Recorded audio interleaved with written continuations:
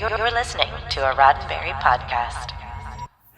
Today is Wednesday, July 14th, 2021, and this is your daily Star Trek news from the Roddenberry Podcast Network.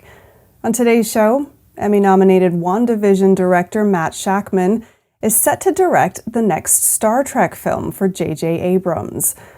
Mariner and Boimler are up to no good in the latest Star Trek Lower Decks Season 2 teaser, and I've got this week's Star Trek history. I'm Alison Pitt, and today's show is sponsored by BetterHelp. Get 10% off your first month of counseling at betterhelp.com/DSTN.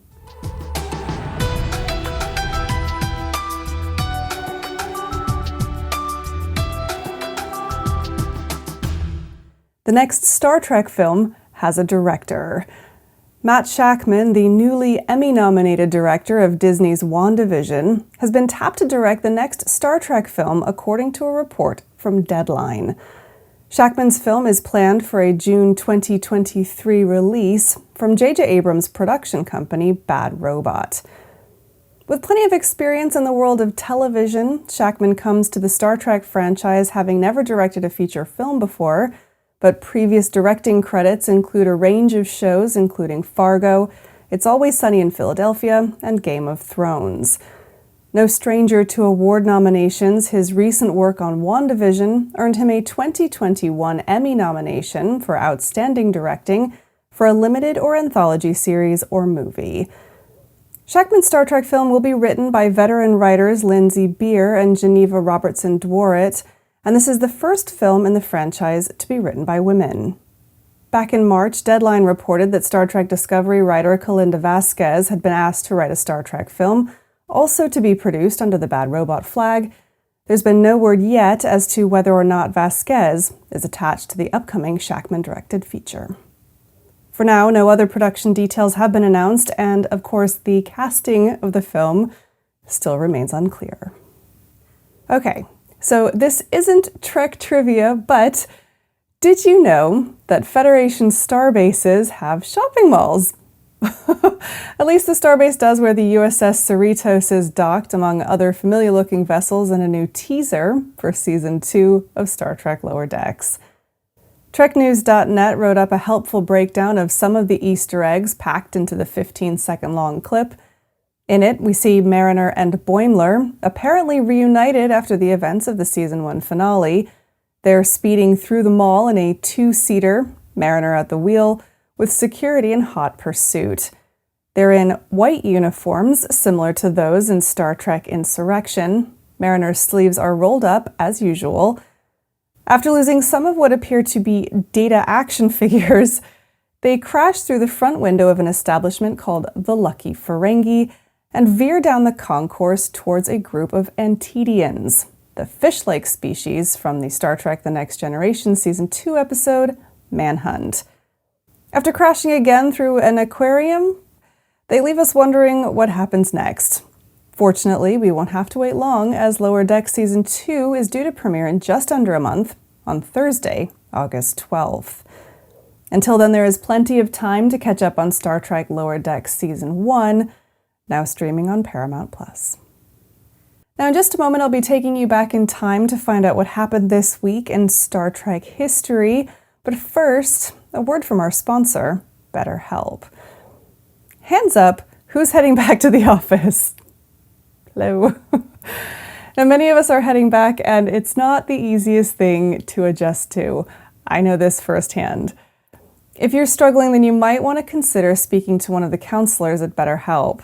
They're convenient, they're affordable, and they'll work with you on your new work schedule. Plus, they'll tailor their advice to what you need. When you sign up for BetterHelp, they ask you about you, and they use that information to match you with a licensed professional therapist who specializes in what you need, like sleeping issues, self-esteem issues, general stress, and much more. You can message your counselor when it's convenient for you, and from wherever you feel most comfortable. Get help adjusting to work without it interfering with your work. I want you to start living a happier life today.